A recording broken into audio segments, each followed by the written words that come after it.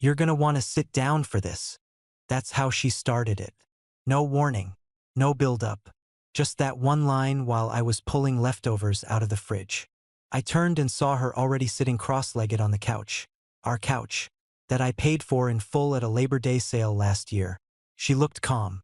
Too calm. My name's Brandon. I'm 29 years old. I live in Kansas City, Missouri. Kelsey and I had been together for just over 2 years. We moved into this loft apartment above her uncle's auto shop about a year back. He gave us a huge rent discount if she signed the lease and handled all the admin. I paid the full security deposit and every single thing inside that place. That was me. Furniture, appliances, dishes, even the wall art. So when she hit me with, "I've been thinking a lot about where I'm at in life, and I feel like I need to rediscover my independence," I didn't get it at first. I laughed honestly. Thought she was starting a dumb TikTok monologue. But she didn't laugh. She just looked me dead in the eye and said, "It's over. I want you out by the 1st." I blinked. Wait, what? She folded her hands in her lap like she was explaining store policy. "Since the lease is in my name, I'll be keeping the apartment. You need to be out by the 1st. I stood there holding a half-wrapped cheeseburger, trying to figure out if this was a prank or some weird test. "Okay, and what about all the stuff? The couch, the bed, the TV, the kitchen?" She interrupted. "It's part of the apartment now. Don't be petty." I almost laughed again. "Part of the apartment?" "Yeah," she said, like I was being difficult. "You can't seriously expect to start tallying up dishes and towels right now. Just go." I stared at her. "So you get me out, keep the place, keep the stuff, and I just walk away?" She shrugged. "Makes sense." Then she smiled. That smug little grin like she just won the damn lottery. I didn't say another word. I just nodded, tossed the burger in the trash, and went to grab a beer from my fridge. She thought she got everything she wanted. But the thing about kicking someone out, they'll surprise you with how fast they can pack. The next morning, I woke up early, didn't even bother making coffee. I just grabbed my phone and called my cousin Ray. He runs a repo crew in town. No questions, no judgment, just gets the job done. I said, "You got the big trailer today?" He said, "I do now. Where are we heading?" By 9, he was pulling up in front of the loft with 2 of his guys, all wearing matching black hoodies and work gloves. I nodded at them and opened the door. Ray looked around and whistled. "Damn, you furnished all this." "Every square inch," I said, grabbing a box and heading for the TV. "Let's get started." We didn't waste time. I unhooked the TV and the soundbar, wrapped them in moving blankets. Ray and his guys tackled the couch, the glass coffee table, the dining set, my bedroom furniture, the office chair I spent 4 hours researching before buying. Gone. I pulled everything out of the kitchen cabinets, mugs, plates, my blender, my air fryer, even the dumb spinning spice rack I bought during a late-night ad binge. She never liked it, said it looked tacky.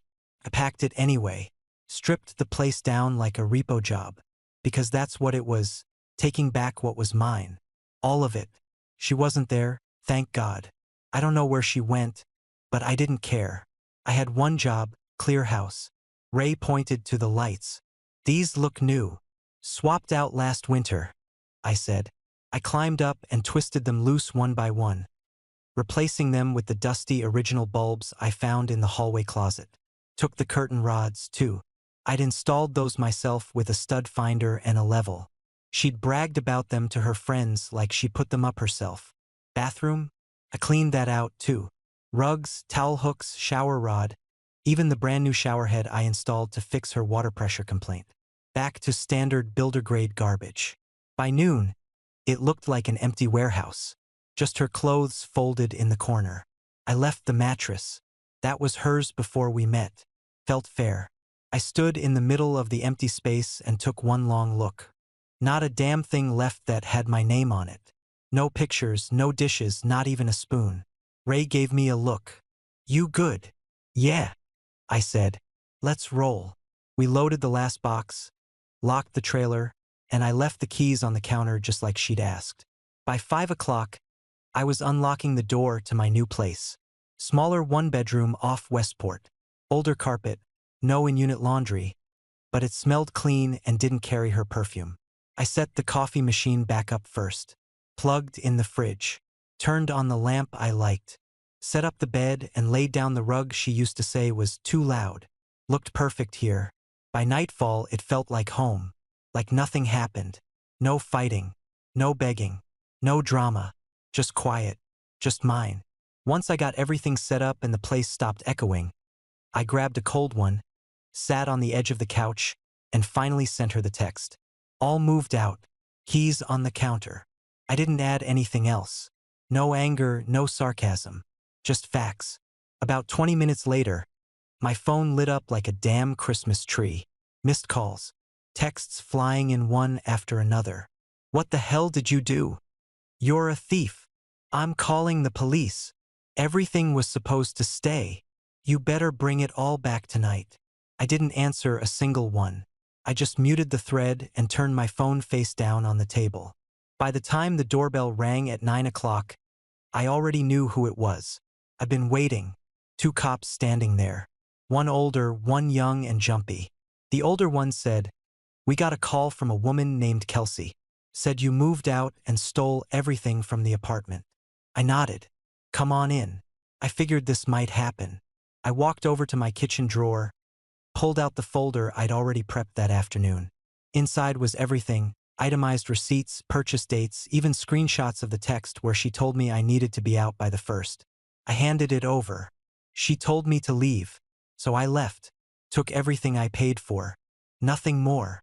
The younger cop asked, "Did you take anything that was in her name?" "Nope. The mattress is still there. Her clothes. That's it. Everything else? Mine. I have video of the move if you want to see it." They looked at each other, then nodded. I pulled it up on my TV. My cousin Ray had recorded everything for fun, but it ended up saving my ass. The footage showed us carefully packing boxes, wrapping furniture, loading the truck. No damage. No sketchy behavior. The older cop nodded slowly. "She told you to leave. You took your stuff. This is a civil matter, not criminal. You need anything else from me?" I asked. He shook his head. "Nope. Appreciate the transparency. You're good." They left. I closed the door, locked it, and exhaled for the first time all night. 2 minutes later, my phone buzzed again. Voicemail. I didn't answer, but I listened. Had to. Her voice was full on banshee mode. Crying, screaming, raging all in one breath. "You petty little bastard. You left me nothing. I can't believe you did this to me. How could you be so heartless? I gave you everything and you took it all. This is abuse, Brandon. This is actual abuse. You're gonna regret this. I swear to God." I hit save. Not because I wanted to hear it again, but because crazy like that sometimes gets useful later. By 10:30, I was back on the couch with a bowl of cereal, watching reruns and pretending my ex wasn't currently burning down her own dignity in group chats somewhere. And the wildest part? I didn't even feel bad. Not a shred of guilt. She made the rules. I just played by them. Next morning, I was brushing my teeth when my phone buzzed on the sink. Unknown number. I let it ring. Then it buzzed again, voicemail, followed by a text. "Brandon, it's Russ. Call me. Need to talk about the apartment." Russ was Kelsey's uncle, also our landlord. Great guy, quiet, straight shooter, never got involved in our drama. Until now. I called him back. He picked up fast. "Hey Brandon, listen, Kelsey's telling me you trashed the place. That you ripped out fixtures, left holes in the walls, and took appliances that weren't yours." I rolled my eyes. "She really said that?" "She did. I just wanted to hear your side before I drive out there." I walked over to the folder I left on the kitchen counter. Same one I showed the cops. I've got move-out photos. I reinstalled every original fixture. Swapped bulbs. Left the mattress. Didn't touch anything that wasn't mine. There was a pause on the line. "You have receipts?" "Every last one," I said. "From the day we moved in to the night I walked out." He sighed. "All right, I'll check the place out this afternoon. I'll call you after." About 4 hours later, he did. "Brandon, he said, with a tone like he just walked out of a crime scene.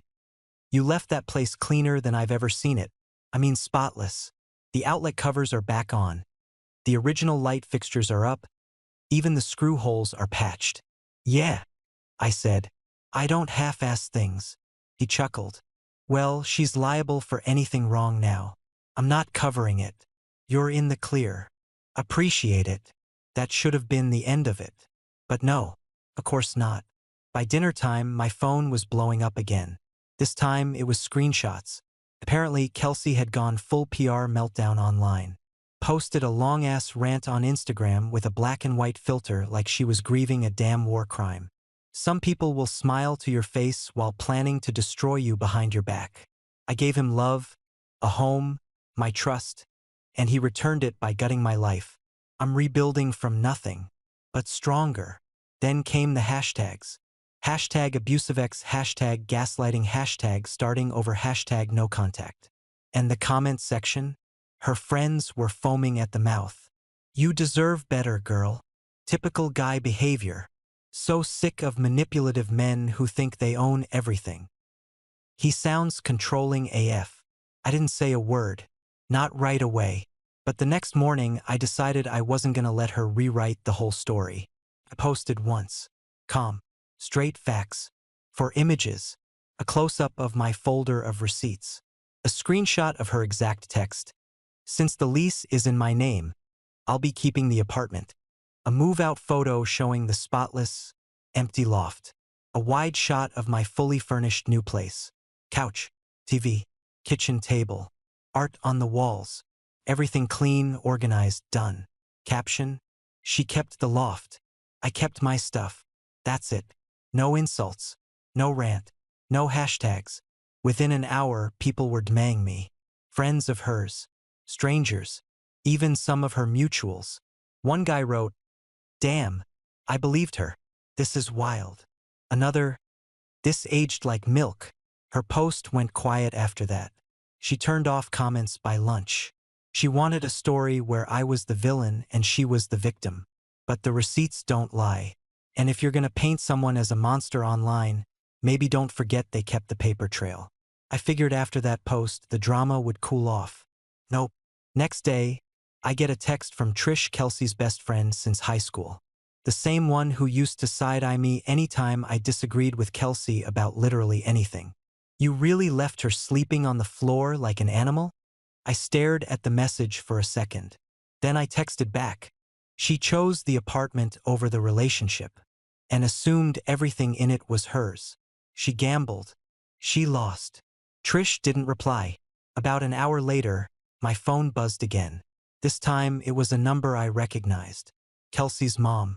I hadn't heard from her since Christmas.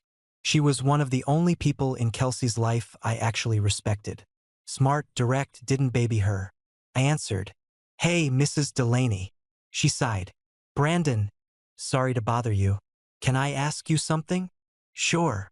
I know this might be awkward, but how much did you spend furnishing that place?" I leaned back in my chair, glanced around my new living room. "Rough estimate? 14 grand. Give or take." She went quiet for a second. I could hear her exhale like she was pacing. "That's over the last year?" "Yeah. We started with nothing. I bought every piece." She picked the colors, but I paid the bills. She didn't say anything for a moment. Then softly, "That's what I figured. I just needed to hear it."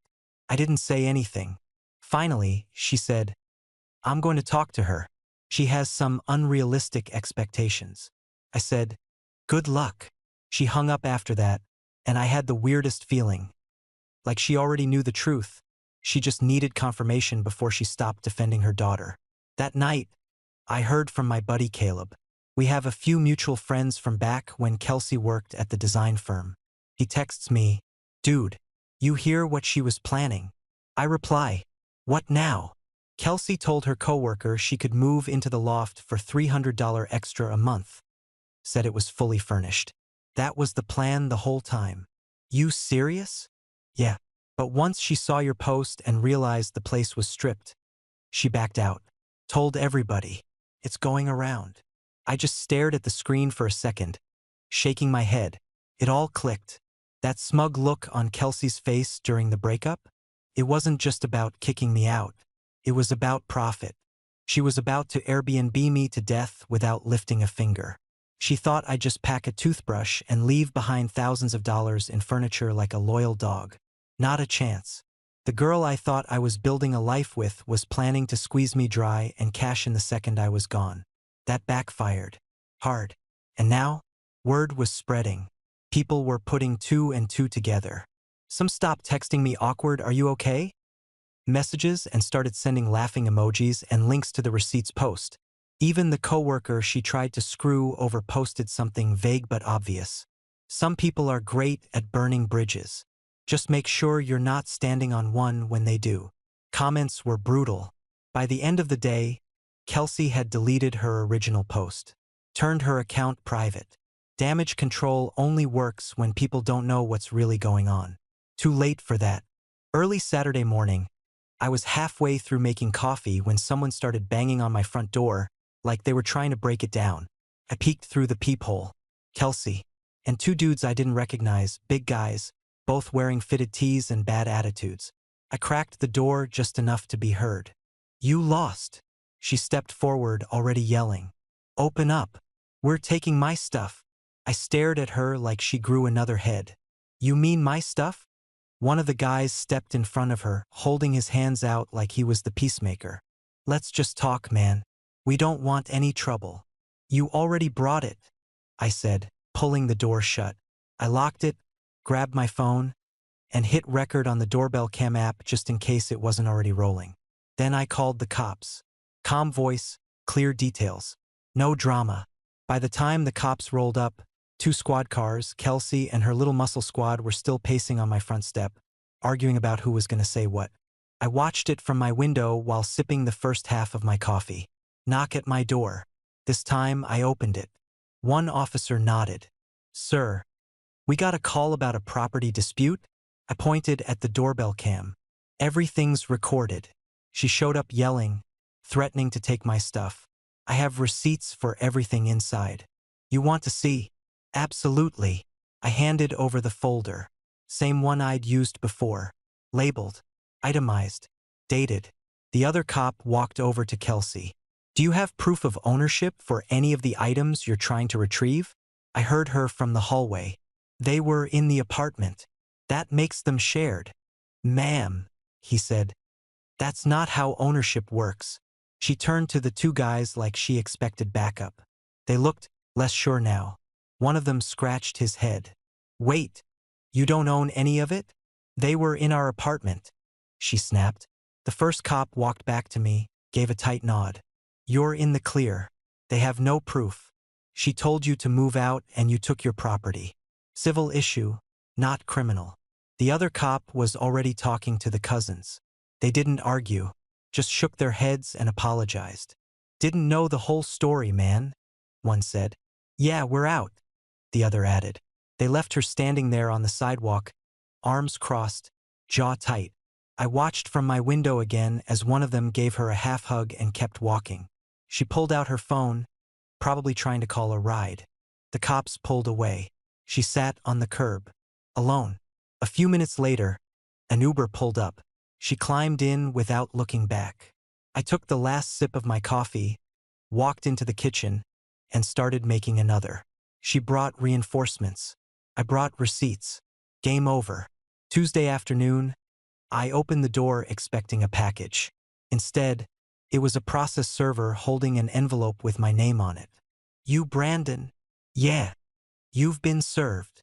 I took the papers, shut the door, and opened it right there at the kitchen counter. Small Claims Court. Plaintiff, Kelsey Delaney, suing me for $20,000.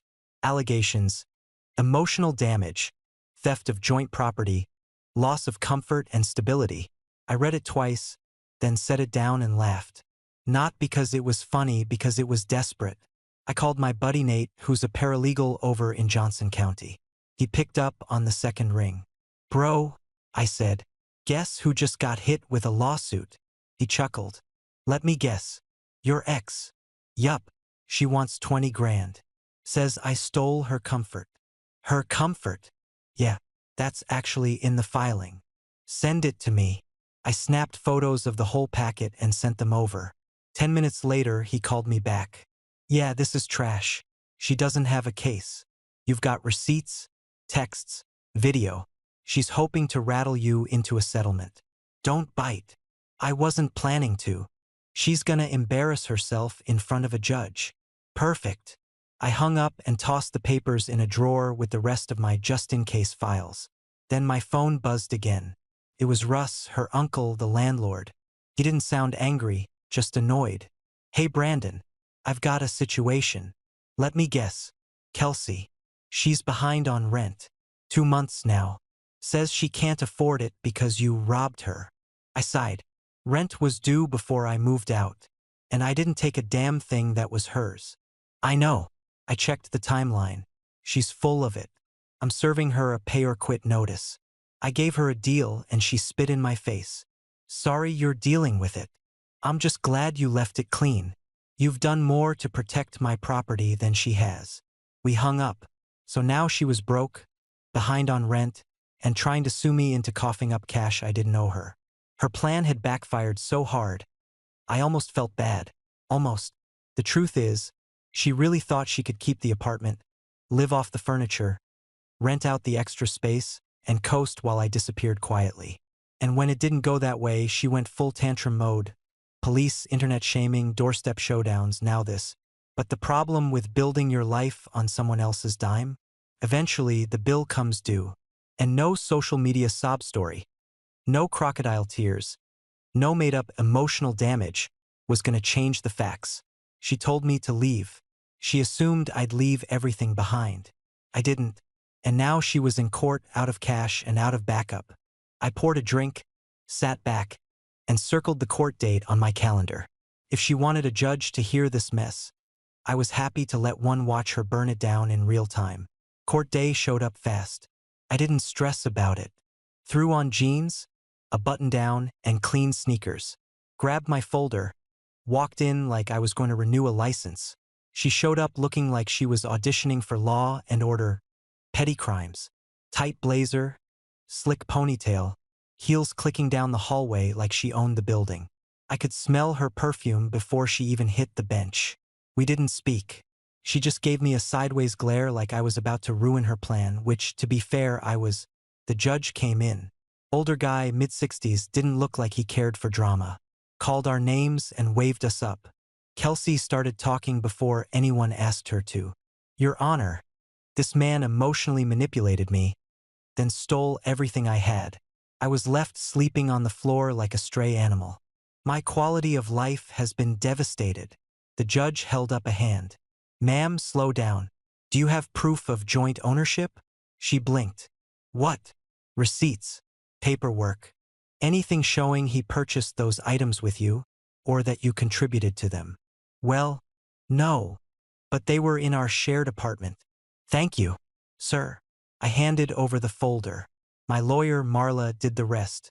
Calm, clear. She laid out purchase dates, texts, video screenshots of Kelsey telling me to be out by the 1st. Your Honor, Marla said, flipping to the final page. You'll also see a message from Ms. Delaney saying, quote, since the lease is in my name, I'll be keeping the apartment. That was sent prior to my client's move. The judge raised an eyebrow. Ms. Delaney, did you tell him to leave? Yes, but... And that everything in the loft stayed with the apartment? Yes, but I meant...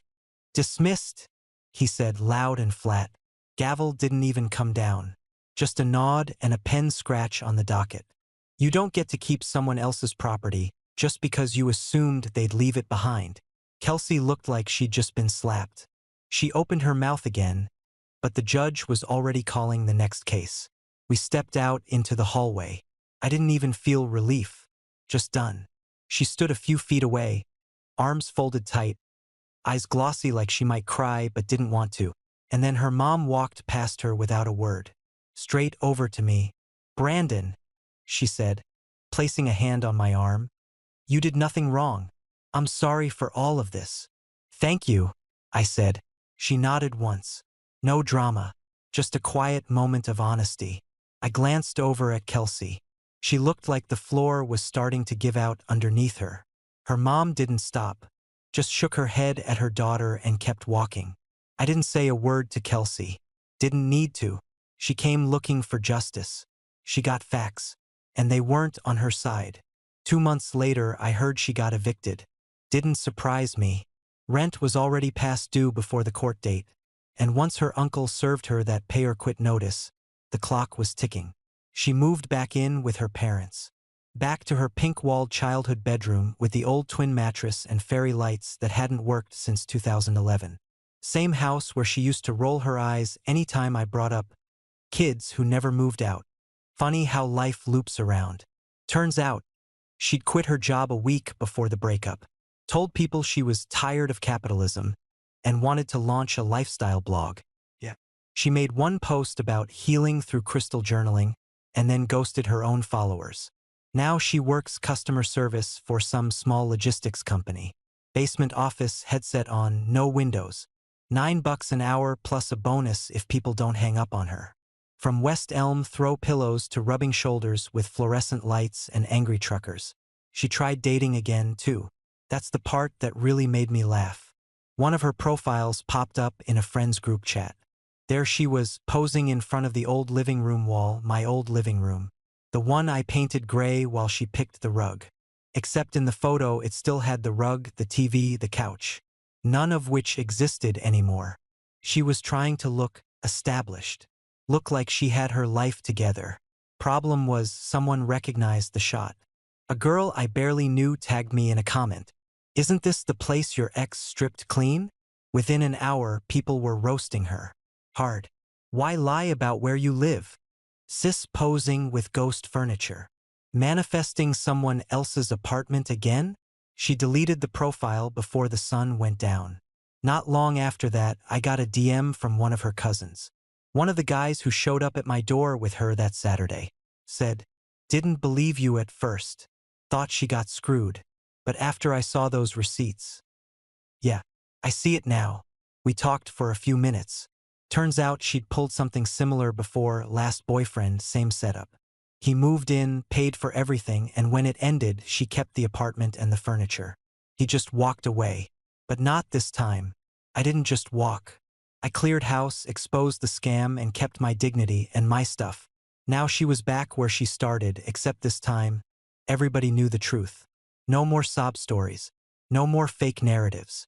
Just the reality she built for herself, brick by brick. She thought she was setting me back. But all she really did was reset her own life to square one.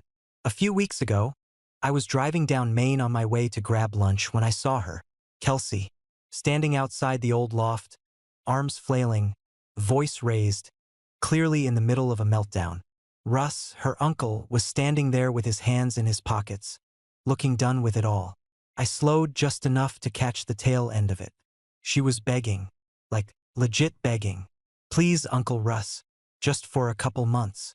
I'll get back on my feet." He didn't even respond, just shook his head and walked off, keys jangling in his hand.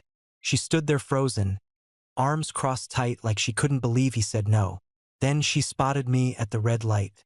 I was in my truck, windows down. She squinted, then raised her hand and tried to wave me down, walking a little into the crosswalk like I'd stop. I didn't. I gave a half wave, calm and slow, and rolled forward when the light changed. Didn't even look in the rear view. That night, I was in the kitchen pouring wine when Jenna, my new girlfriend, pointed to the coffee machine I just cleaned. "Is that the one you and Kelsey used to have?" "Yep." She raised an eyebrow. "You kept it?" "Hell yeah. Paid $150 for that thing." Jenna smirked. "Any regrets?" I shrugged. Only regret is not taking a picture of Kelsey's face when she walked in and realized everything was gone. She laughed. "Remind me never to double-cross you." I smiled, took a sip, and leaned back in my chair. Nothing flashy. No speech. Just peace. Every morning since, I've made coffee with that same machine. The one she used to brag about. The one she thought she'd be waking up to while collecting rent off someone else's back. Now it's mine. Still works great. Tastes better too. Lesson learned? If someone tells you to leave, take them seriously. But don't leave your dignity behind. And sure as hell, don't leave your stuff.